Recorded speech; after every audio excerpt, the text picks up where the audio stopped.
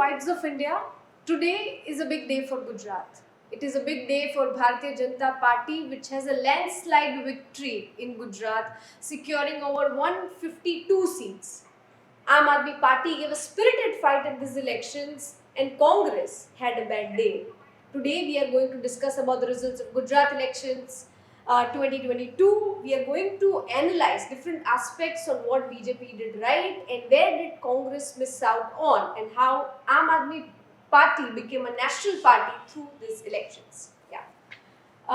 Ajit ji, any opening remarks? ये चुनाव में कांग्रेस कहीं मैदान पे नहीं थी। कांग्रेस कहती थी कि हम मोहल्ले में हैं, मैदान में नहीं हैं। और बहुत सारे लोगों को ये लगता था कि ये साइलेंट कहीं कुछ हासिल हो जाएगा, लेकिन ना वो मैदान में थे ना वो मोहल्ले में थे, वो मीटिंग में थे। कोर ग्रुप की मीटिंगें चलती रही और ये जो परिणाम आए हैं ये कांग्रेस की को पहली बार ये गुजरात के परिणाम ऐसे हैं जहां से कांग्रेस को अब अपने होने ना होने पे चिंता करने की जरूरत है। Existential crisis. यस, उनको अस्तित्व की लड़ाई लड़नी पड़ेगी, क्योंकि उनका मुकाबला करने के लिए एक तीसरा विपक्ष आम आदमी पार्टी के तौर पे आया है और उसने गुजरात में उम्मीद से ज़्यादा अच्छा। हम लोगों ने कल भी एक वीडियो किया था कि आम आदमी पार्टी मजबूती से सीटों पे लड़ रही है और जिन सीटों को हमने तय किया था लगभग उन तमाम जगह पे या तो आम आदमी पार्टी जीती है या तो दूसरे नंबर पे है।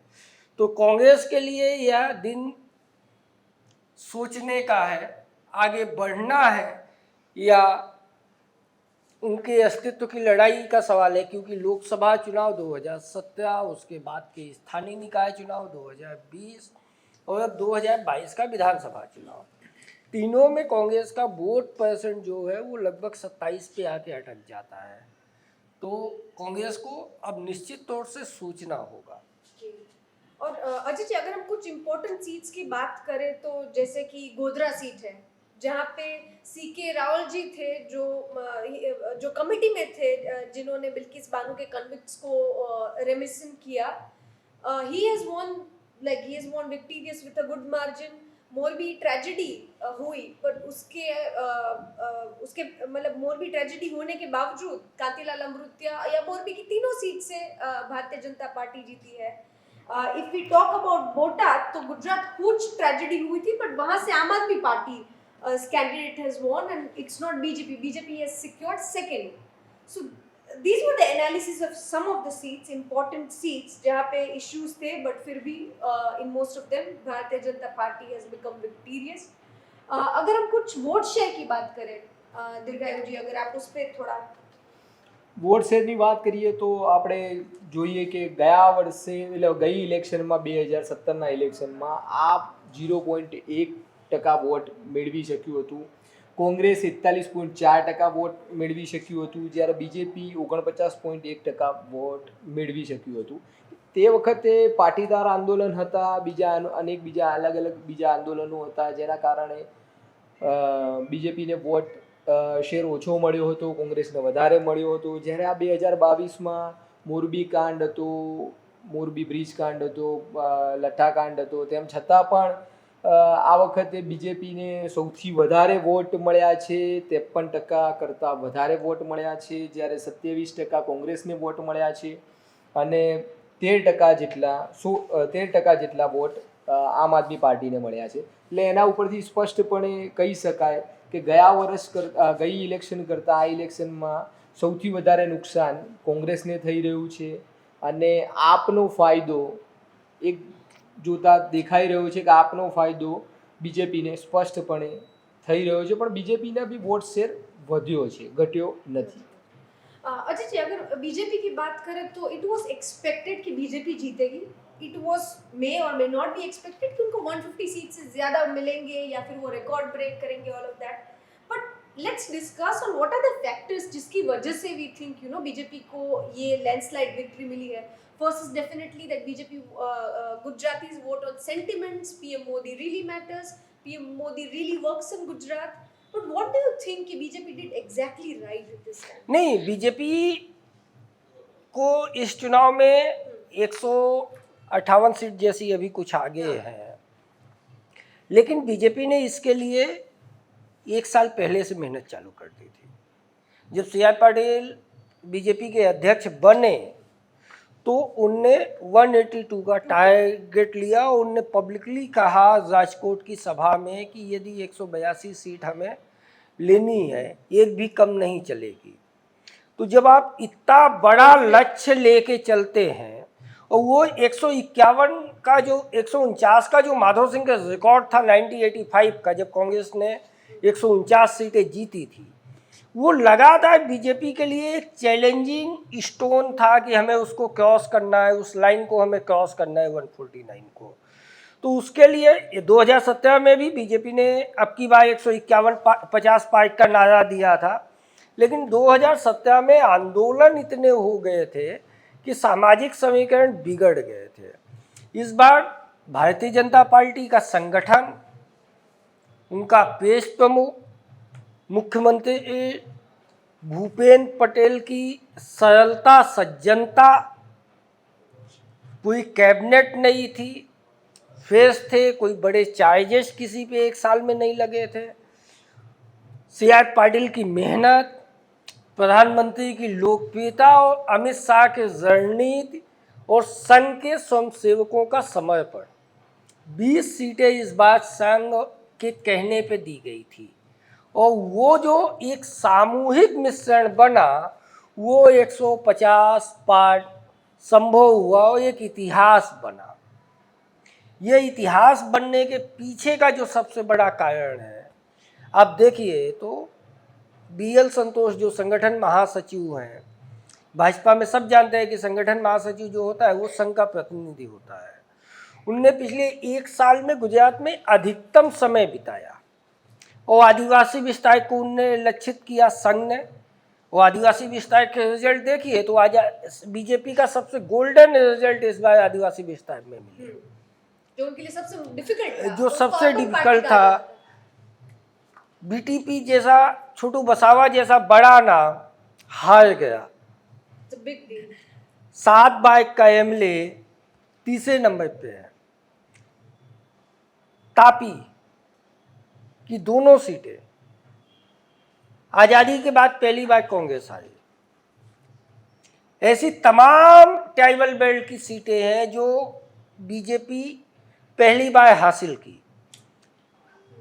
बोरसद वाली सीट भी ऐसी है तिवारी जी बोरसद कि उसमें आजादी पछी पहली बार बीजेपी जीत मध्य गई। गुजरात में है। माधव सिंह सोलंकी की कॉन्स्टिट्यूंसी थी, भरत सिंह सोलंकी वहाँ से MLA हुए, फिर अमित चावड़ा MLA हुए, बाद में अंकलाव बनी, अंकलाव हुए, पेटलास से कांग्रेस आई। तो इस चुनाव में जो बीजेपी के बागी थे, 19 बागी पहली बार बीजेपी के थे। मधु श्रीवास्तव को इतना बड़ा नाम थे, कंटिन्यू जीत रहे थे। बीजेपी में से इंडिपेंडेंट लड़े तो उनको 5,000 से 6,000 के बीच में वोट मिला है। डिपॉजिट डूल થઈ જાય। वहाँ पे ये बात अलग है कि एक दूसरे इंडिपेंडेंट जीते हैं, लेकिन जो संघ की मेहनत थी, संघ का जो सामाजिक समीकरण था, जो भाईचारे का समीकरण था, ओवैसी को वोट नहीं मिला। लेकिन ओवैसी से ज़्यादा इस रिजल्ट को आप जमीन पे देखेंगे तो मुस्लिम वोट बीजेपी को मिला है। सेलिब्रेट किया उन लोगों ने तो। उनने सेलिब्रेट किया, जश्न मनाया और सबका साथ सबका विकास का जो आधार है वो दिखता है कि बीजेपी के जीतने पे मुस्लिम लड्डू बांट रहे हैं। और इससे वो भी 151 किलो लड्डू बांटे गए हैं। और अहमदाबाद में कार्यक्रम भी हो रहा है कि 151 किलो लड्डू अलग अलग जगह पर बांटे जाएंगे बीजेपी के जीत के लिए। और काफ़ी सारी बेकरीज जो मुस्लिम लोगों की है वहाँ पर बीजेपी जीती है तो उसके अभिनंदन के बोर्ड लगाए गए हैं बड़े बड़े। और एक बात ऐसी भी है कि बीजेपी, तिवारी जी आप बोल रहे हैं, पर बीजेपी ने मेहनत भी ज़्यादा की है। काफ़ी सारे बीजेपी के नेताओं ने रोड शो किए हैं, સભાઓ કરી છે, રેલીઓ કરી છે।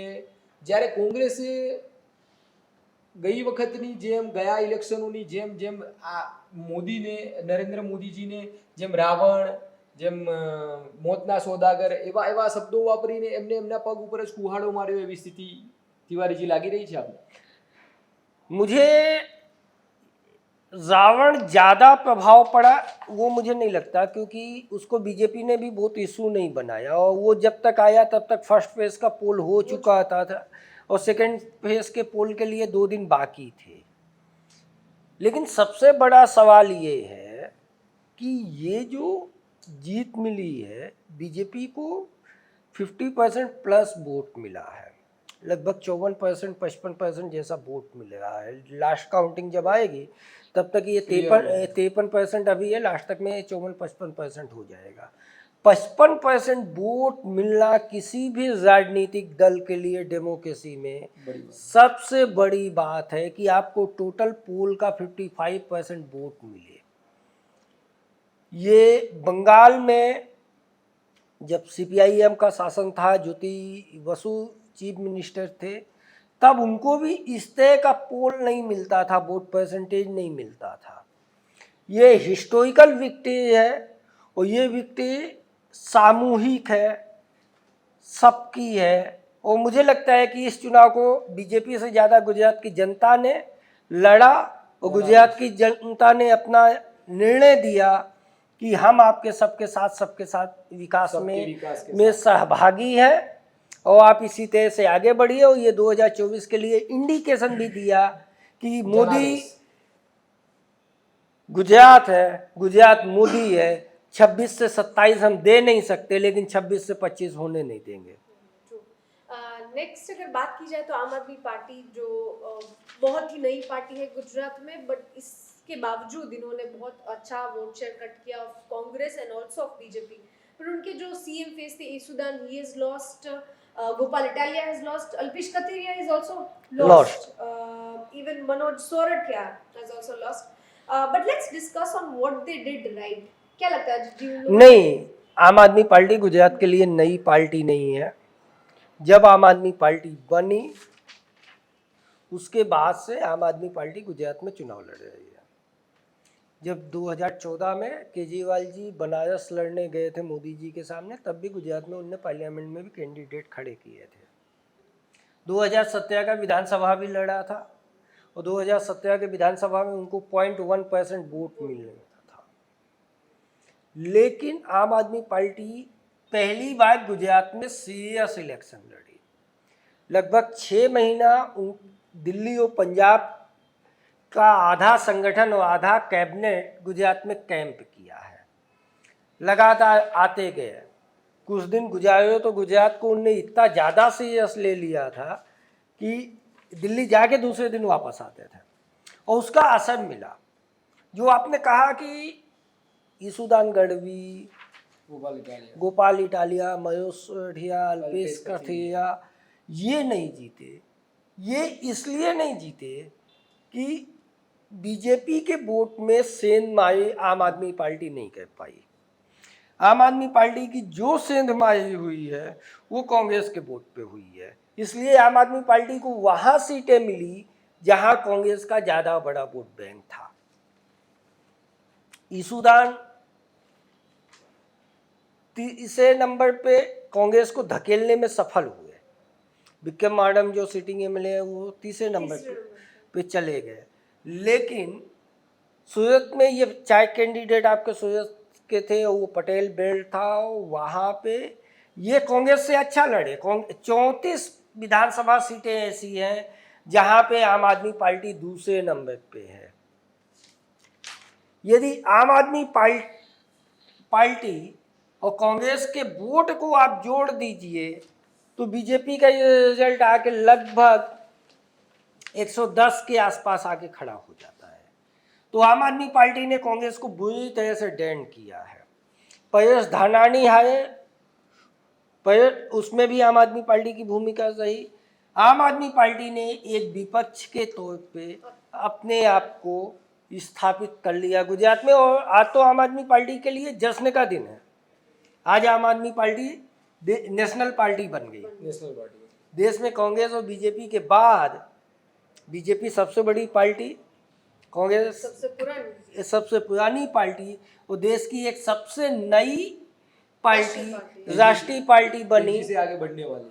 और उसने देखिए, आम आदमी पार्टी के साथ एक और बड़ी बात है। नॉर्मली जो कोई स्टेट पार्टी होती है उसके लिए बड़ा मुश्किल होता है किसी दूसरे स्टेट में फैलना, क्योंकि उनका जो नेतृत्व होता है, जो लीडरशिप होती है, लगभग वो एक स्टेट पे सीमित रहती है। और दिल्ली तो स्टेट भी नहीं है। दिल्ली से निकली हुई पार्टी आज पंजाब से होते हुए गुजरात में अपना कैंप बनाया, और अगले साल जब हम मध्य प्रदेश, छत्तीसगढ़, राजस्थान के चुनाव देखेंगे तो कांग्रेस की नींद उड़ा देगी ये पार्टी, क्योंकि अब इनका अगला पड़ाव मध्य प्रदेश, छत्तीसगढ़, राजस्थान होगा। गुजरात ने आम आदमी पार्टी को एक दिशा दी कि आप गुजरात के बाहर आप दिल्ली के बाहर जा सकते हैं। पंजाब में पहली बार उनके 4 सांसद थे, इसलिए जब दिल्ली में भी नहीं आए थे, इसलिए पंजाब लगभग जुड़ा हुआ था। लेकिन गुजरात ने उनकी राष्ट्रीय पार्टी होने की जो महत्वाकांक्षा थी और एक कांग्रेस को रिप्लेस करने की जो उनकी सोच है, उसको उसने बल दिया है। इसके आगे अगर हम डिस्कस करें ऐसे हेवीवेट कैंडिडेट्स जो इस बार हारे हैं, जैसे बीट परेश धनानी हो गया, तो वैसे कौन से लीडर्स हैं जिनके लिए ये बहुत बड़ी बात है गुजरात इलेक्शन? बीजेपी से 2 बड़े नाम हारे हैं। जवाहर चावड़ा विजय रूपाणी सरकार में मंत्री थे, कांग्रेस से आए थे, सीनियर लीडर थे। और एक दूसरा जो बड़ा नाम है जो हारा है वो अश्विन कोतवाल,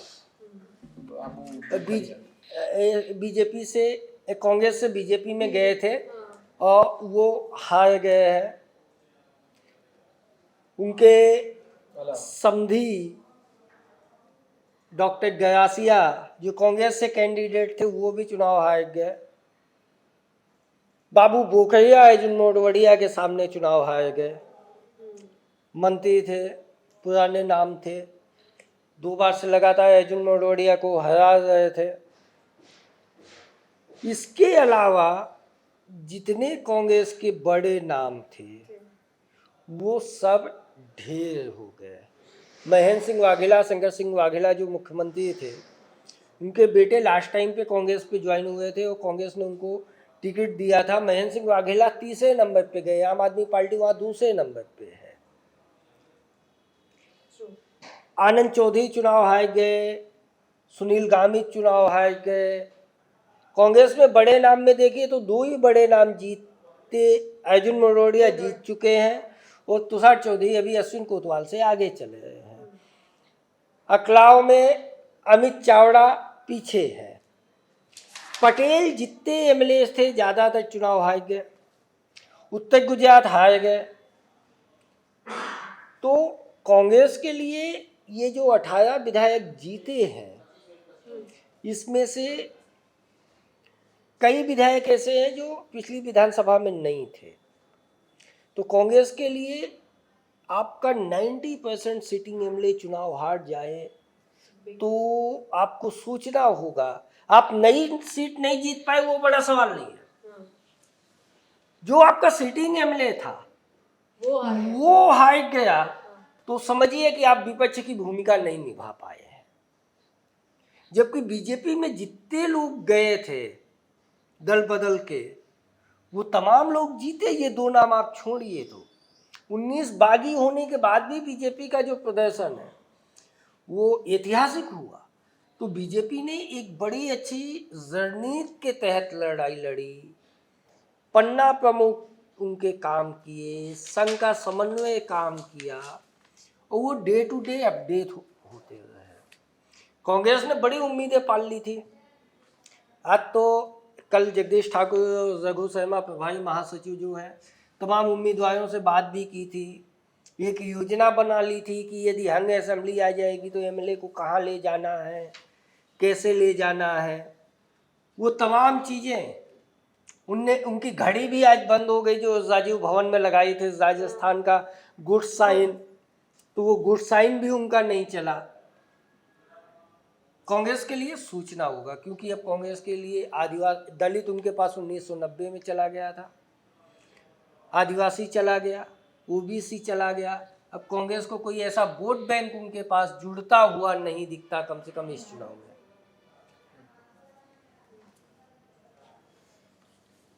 હવે આગળ વાત કરીએ આપણે કે આમ આદમી પાર્ટી સૌથી ઐતિહાસિક રીતે 1 લાખથી વધુ આમ આદમી પાર્ટીના કેન્ડિડેટ, ડેડિયાપાડાના કેન્ડિડેટ ચેતર વસાવા જે લંડનથી અભ્યાસ કરીને આવ્યા છે, 1 લાખથી વધુ વોટ મેળવ્યા છે અને 39,000થી વધુની લીડથી જીત્યા છે. અને જામજોધપુરથી હેમંત આહિર પણ 181 વોટથી જીત્યા છે. 121 वोट थे. 121 વોટથી જીત્યા છે. જ્યારે બોટાદમાં ઉમેશ મકવાણા પણ 42,950 વોટથી આગળ હતા અને જીતવાના કદાર ઉપર છે. જ્યારે ગારિયાધારથી સુધીર વાઘાણી પણ આગળ ચાલી રહ્યા છે. જ્યારે સુરતમાં આમ આદમી પાર્ટી ખાતું ખોલાવી પણ શકી નથી. ये एक बहुत इंटरेस्टिंग फैक्ट है कि सूरत में आम आदमी पार्टी सबसे ज्यादा मेहनत कर रही थी और वहीं पे इनको अभी इतना डिफिकल्ट हुआ. सूरत में आम आदमी पार्टी इसलिए नहीं चली क्योंकि वहाँ पे भाजपा प्रदेश प्रमुख C.R. पाटिल, गृह मंत्री हर्ष शाह और प्रधानमंत्री नरेंद्र मोदी. सूरत एक अर्बन एरिया है, आप समझो, और अर्बन एरिया में ये जो एंटी नेशनल शब्द था वो बहुत ही वो अपील किया. वो जो गोपाल इटालिया के भाषण थे वो ज़्यादा इफेक्ट किए. ચાવડા જીતી ગયા. अंकलाव से एक अच्छी खबर कांग्रेस के लिए आई है कि कम से कम अमित चावड़ा जो कांग्रेस के पूर्व प्रदेश प्रमुख है, कड़ी मार्जिन में आगे पीछे हुए 2,464 वोट से वो जीत गए. રહ્યા છે અને ખંભાત સીટ ઉપર પણ કોંગ્રેસ આગળ છે. હાલ 5,000ની લીડથી આગળ છે. अब कांग्रेस के लिए एक बड़ा, कांग्रेस के ये जितने लोग जीते सब नेता प्रतिपक्ष बनने की दौड़ में होंगे. यदि वो 18 का नंबर क्रॉस कर पाते हैं तो वो बहुत इंपॉर्टेंट है अभी के लिए कि वो 18 का नंबर क्रॉस कर दे. गुजरात के इतिहास में ये पहली बार होगा यदि गुजरात को नेता प्रतिपक्ष गुजरात की जनता को नहीं मिले, क्योंकि तकनीकी तौर से आपको 10% चाहिए और वो आप यदि नहीं लाते तो 182 में 19 विधायक आपको चाहिए नेता प्रतिपक्ष का दर्जा हासिल करने के लिए. तो यदि नहीं हो पाता तो निश्चित तौर से ये मुश्किल है. ठीक है. Any concluding remarks from anyone? बाकी तो एकदम फाइनल. बाकी हम वापस मिलेंगे. ये सबके साथ सबका विकास, बना है नया इतिहास. मोदी जी मैं गुजरात है. 12 તારીખે 11 તારીખે સરકાર हाँ નવી રચના કરી રહ્યું છે અને જેમાં અમિત શાહ અને નરેન્દ્ર મોદી, પીએમ મોદી સર પણ ભાગ લેશે. અને હાલ તો કમલમ અને ખાનપુર બંને જગ્યાએ વિજય મહોત્સવ ચાલી રહ્યો છે. नहीं, ये कमलम और खानपुर नहीं, पूरे गुजरात में विजय जश्न है. जिला मुख्यालय पे, तालुका मुख्यालय पे, विधानसभा में, गांव में, गली में यदि 53% लोग किसी निर्णय में शामिल है तो वो उनका जश्न का दिन है. और ये गुजरात के गली गली में जश्न है आज.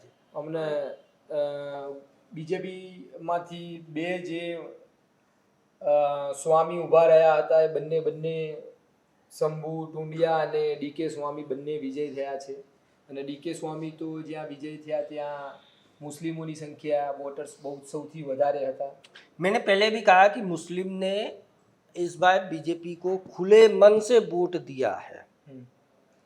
और हम 200-300 इस पे लगभग 200-300 में ये बात कर चुके हैं कि गुजरात का मुस्लिम बीजेपी के साथ है. वो अपना दिमाग इस्तेमाल कर रहा है. वो कांग्रेस का या किसी दूसरी पार्टी पे बंध के नहीं रहना એ चाहता. આ ઉપરથી બી સ્પષ્ટ થાય છે કે અમદાવાદમાં છેલ્લી 2 ટર્મથી જીતતા આવેલા ગ્યાસુદ્દીન શેખ પણ આ વખતે હારી ગયા છે. અને વેજલપુર સીટ જેમાં પણ વોટર્સ વધારે છે તેમાં પણ અમિત ઠાકર સૌથી વધુ આગળ છે. बापूनगर, गुजरात की 40 सीटें ऐसी है जहां मुस्लिम इफेक्ट है. बाया सीटें तो ऐसी है कि जहां मुस्लिम जिसको चाहे उसको विधायक बना लें, उसके बाद भी अभी तक एक मुस्लिम एमएलए के तौर पे जमालपुर खाड़िया से इमरान खेड़ावाला जीत पाया है, और वाकानेर में मोहम्मद जावेद पीरजादा आगे पीछे हो रहे हैं। एक अहम सवाल ये बात यह है कि साइकिल गुजरात विधानसभा में पहुंच गई है। पहुंच गई है पहली बार।